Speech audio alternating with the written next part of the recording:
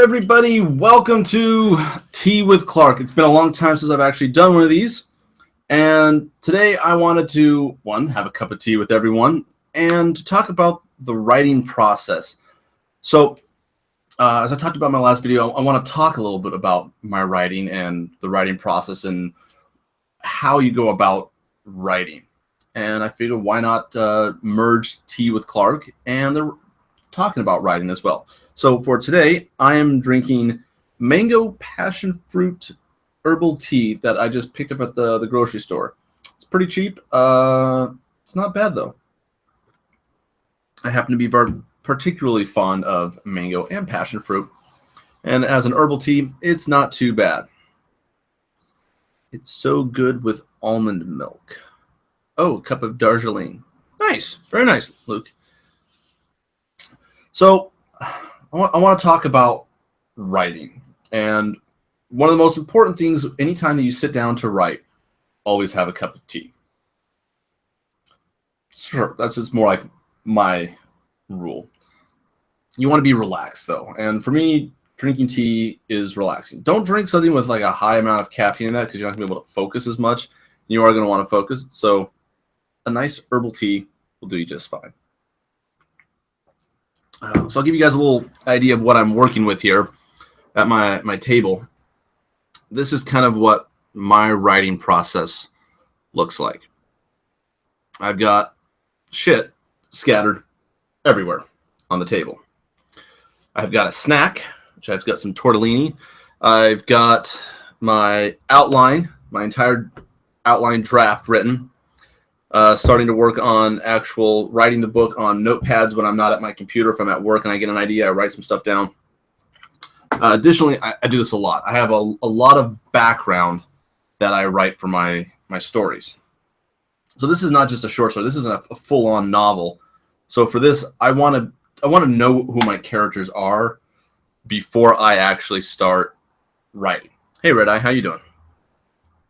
Grab some tea or beer or whatever. So for me, I want to know who my characters are. And in the past, I did a little differently than I do it now.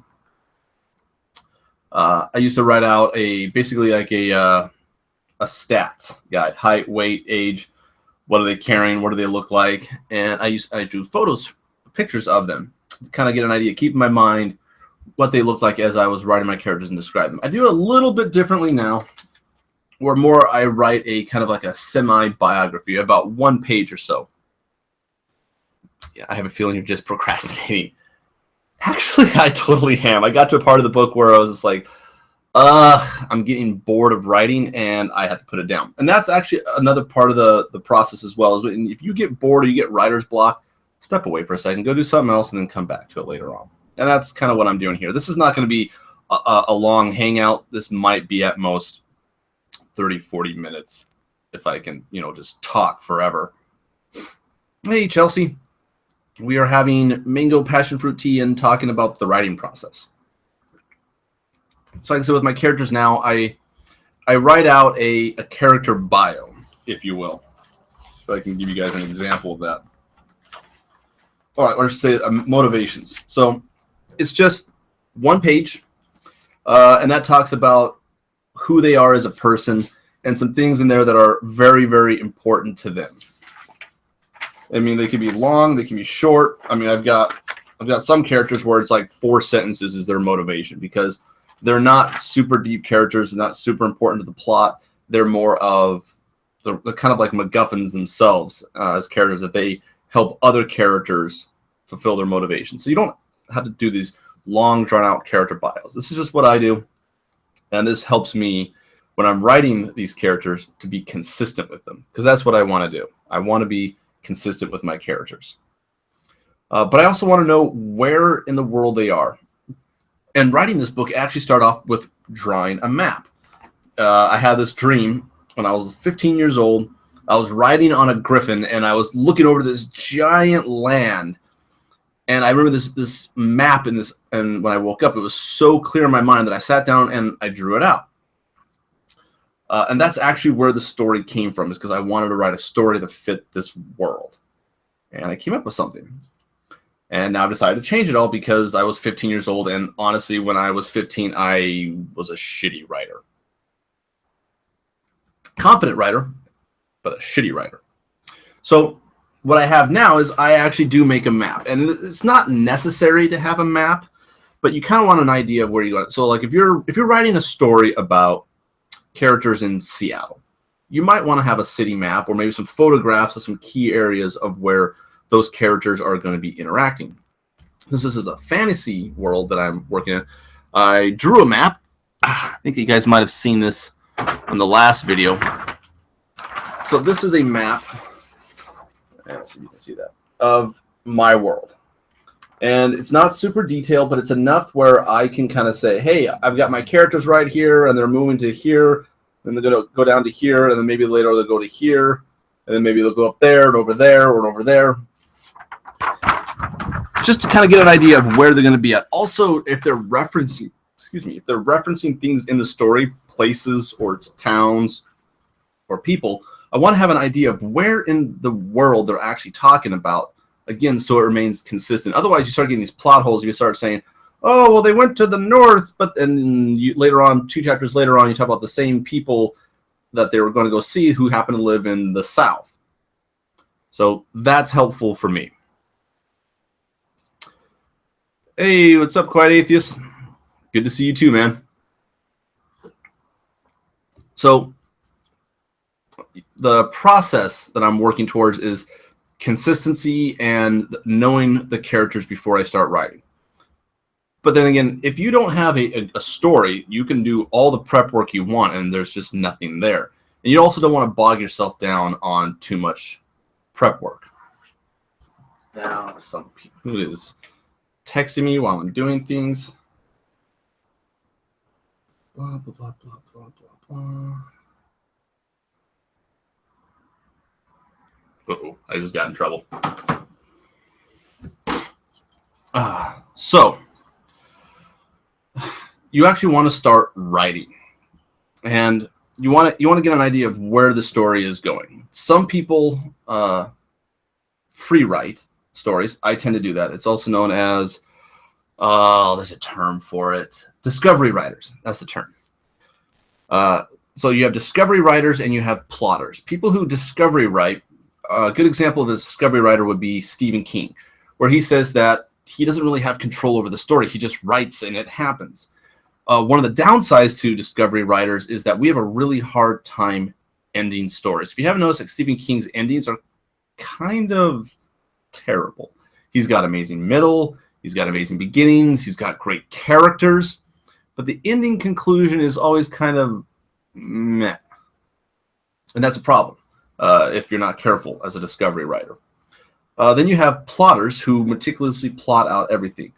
A good thing about plotters is they have a really good beginning and a really solid ending, but the middle and the characters sometimes come across as bland. So you want to discover what kind of writer you are and then try and work to your strengths, but also be aware of your weaknesses. Now, I know that I'm a discovery writer, but I've incorporated some elements of plotting, including taking my entire story and writing it all out from each chapter of where I want it to go. And I started off with just a point by point, what happens here, what happens there in this chapter. Oh gosh, yeah. Oh, look at that, I found an economy. That's cool. So yeah, here it is. I went on a point by point, what happens in each chapter. 3 to 4 sentences, that's all I needed. Then what I went and did is I actually sat down and wrote out each chapter, and I gave it about 1 to 2 pages of what happens in that chapter. So I have an idea of what's going on. From there, I take that idea, I sit down, and I just start writing. And the story makes itself. Later on, after you've written all of your chapters, you've got it all down, you can go back through and you can start polishing. You can start, oh crap, I made a continuity error between chapter 1 and chapter 17. Or, hey, I changed this character up a little bit, I need to tweak him and fix him up a little bit. BTI says, I thought that for sure was a D&D map when I first saw it. I've actually never played D&D, and I've always wanted to because I've got so many cool ideas for it and shit like that. And I would probably nerd out so much. So if anyone who lives, around Seattle area, preferably like north in Everett or Marysville, that wants to play D&D and teach me how to play D&D, I would love to. But I don't know how to play it. I've never played it before, which I feel bad about. So, plotting and discovery writing. For me, my characters, I discovery write them. I wrote out their character motivations, and how I did that was I just started writing about them, and I thought, what would be interesting, and kind of figured out as I'm writing. It's really more of a, you kind of let your subconscious just flow. You're a Missouri boy. Well, no one cares about Missouri, BTI. It's a weird state. Isn't that the show me state? So, once you've got all this shit done, you've got character backgrounds, you've maybe got a map or so, maybe you have a semi-outline, or if you're a plotter, you've got a full detailed outline. Actually sitting down to write is hard. And it's challenging. So you're going to want to get comfortable, or at least feel in a comfortable position to write. If you have a certain thing that helps you feel creative, if you have a certain snack that you like. I like tortellini. I drink some tea. Cheers, by the way. It puts you in this area where you feel at ease enough, and you kind of just let that creative process flow. If you're stressed or if you're worried about something, that's going to come out in your writing. So not to say that, just relieve all stress, but just put that aside for a little bit and focus on your writing. Whether this is writing poetry, writing stories, writing for school, anything, just put it aside. I like to play music as well, and everyone's different. I don't play any music with words. I go with strictly classical, maybe some very light jazz, and I put the volume down pretty low, so it's just a very light background. That helps me to relax more than anything. I found that I can't listen to the radio or words because my brain is starting to pick up on what they're saying, and that actually does affect my writing. So I'm trying out this new writing place at the dining room table. I used to write in my bedroom on my bed, just sitting with the laptop, typing away. And that didn't work out so much for me because I was too relaxed, actually. I have to be a little bit upright, breathing normally, and focusing on the writing. So if you're not focused, you're not going to actually get anything out there. And your writing it's going to suffer, and you're going to get writer's block more often. Now, for me, I sometimes I'll have to do something like I'm doing right now. I'll have to stop what I'm writing just because it's starting to get tiresome, or my back's starting to hurt from the way I'm sitting hunched over, or I get hungry and it's hard to concentrate when I'm hungry. If you feel that happening, just stop. Go ahead. Go get something to eat, stretch for a little bit, come back later, and then keep writing. So everyone's process is different as well. This is a process that works for me. It's helpful for me to have all of my paperwork scattered around me, to have pictures of characters that I want to have. Which, by the way, an ex-girlfriend of mine drew this for me. Isn't that amazing? Yeah, she's an amazing artist. I am not that good of an artist. I have problems drawing stick figures. So I was very thankful that I had someone who could actually draw me a picture. So I like to have all of my stuff around so I can grab things as I need them. So like if I have an economy in my world that I'm writing about that's based upon pearls, and they don't use gold or anything as their most valuable currency. They use pearls and different sizes and weights and colors. So if I'm writing something and I need to talk about the money for a little bit, I want to have that notebook over there that's full of how my economy works and every little detail about it that I'll need. even if I'm not going to talk about it in detail, but to have those small little nuggets that feed in so that the reader will start picking up on over a while and kind of get this deeper world behind it. And you don't have to put in every single little detail about every minute thing that you've created about this world. That's one of the problems with discovery writing and world building. You'll be like Tolkien, where he was world building for 40 years up until the day he died. He never stopped world building in his books. And you saw what happened to the Hobbit trilogies, where they took a lot of that world building and they stuffed a maybe at most 2-movie book and stretched out into 3, and it was awful.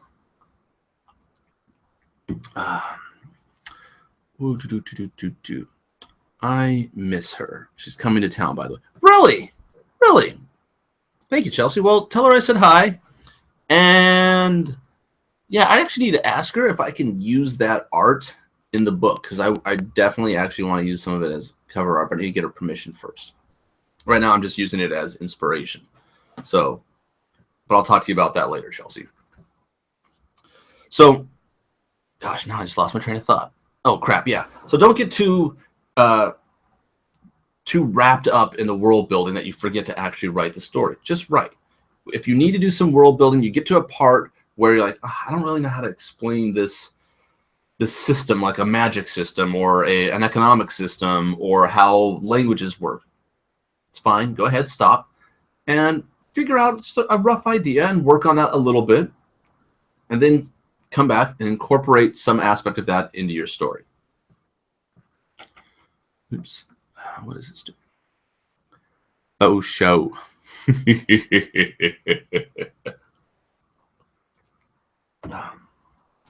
So that's really my writing process. It's messy. It's all over the place. I mean, I'll have this notebook where I started writing chapter 2 in, and I'll take it to work with me, and I've written half of it, and I've already now written on my laptop. I've already written past that. So if I go to work tonight, I'm going to have to write chapter 3. Start working on that one in here. And I'll have notebooks that just fill up with writing. And that's good. It's okay. It's okay to have a excessive amount of writing. Because really, there's really no such thing as an excessive amount of writing. Write all the time. Even if you're not writing on your particular story or your poetry, if you're just writing for the sake of writing, it helps your art. It helps your style. It will help you practice, really. It's just the same as working out. You have to practice. If you want to learn a skill, any skill, you're going to have to practice. And the more you practice, the better you're going to get at it. No one just sits down and is an amazing writer. If I was going to rate myself on a scale of 1 to 10 on how good of a writer I am, I'm probably at a 3. And that's not just a false sense of modesty. It's looking at it and going, crap, I need to write more. And that's partially as well as why I'm doing these videos, is to talk about my own process and to see how much I'll be able to grow through it as well. BTI. Finally, a fake laugh. Fuck you.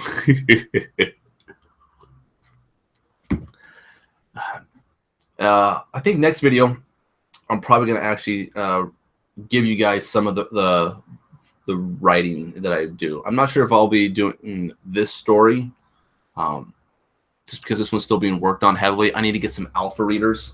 Oh, there we go. There's something I can tell you guys about. Alpha readers. A really important thing to your writing is getting critical feedback.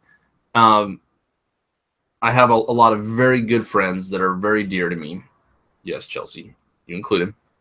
That give me terrible feedback on my stories. Not that they're saying bad things about it, quite the opposite. It's that they like me and they like what I write. And a lot of times people that like you or are very close to you won't say anything negative about what you're doing because they want to encourage you.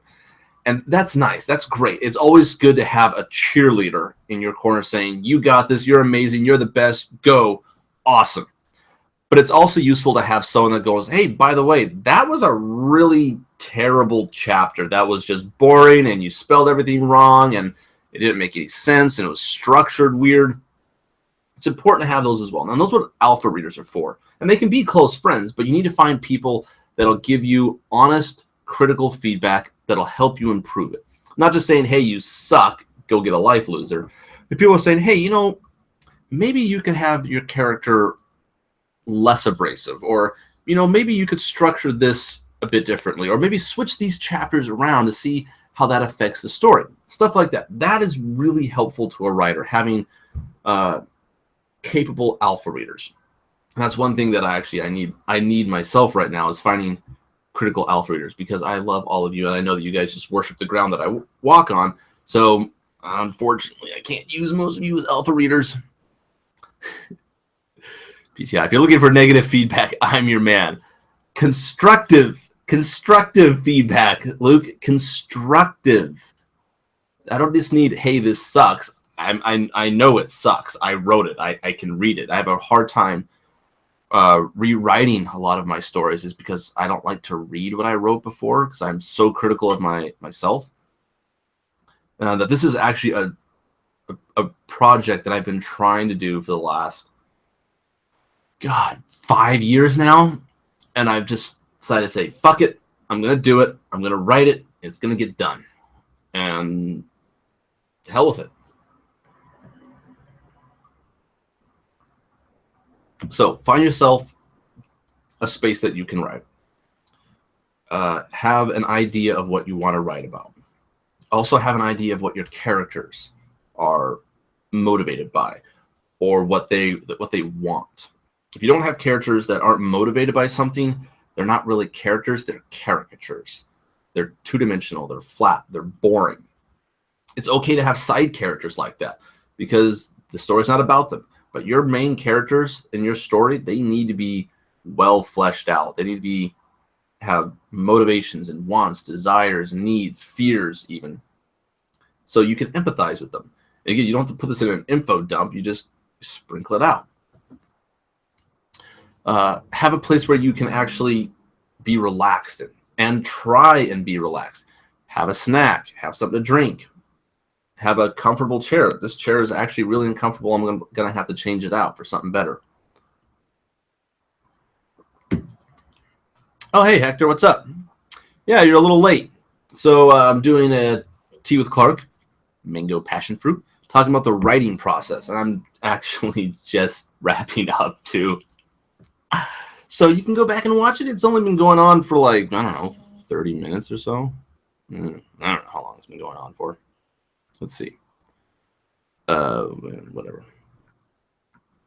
No matter. So have a space. Get your characters written down. If you're a discovery writer, which means that you just start writing, you don't really know what's going to happen. A lot like me. Just be mindful of your endings and how you're going to wrap things up. If you're a plotter, try and be a bit more free form with your characters, and be aware that excessive amount of plotting can hamper that. So you can text me in the future. Well, Hector, yeah, sure, that's fine. I don't know how you're gonna send that to me though, but yeah, that works. I would have put out a message on Facebook, but I picked up a 3-day ban. So I wasn't able to notify people that I was gonna go live, and I'll probably do it. I'm gonna try and do these once a week or once every 2 weeks. To talk about the writing, see where I'm going on it, and talk about it. So for now, I'm only 2 chapters in the rewrite. I finished the book years ago, and I decided to rewrite it. So I'm only 2 chapters in. So maybe next week I will Google Plus inbox. You still have Google Plus? Yeah, I think I can, re-download the app. I have no idea if I still have a Google Plus.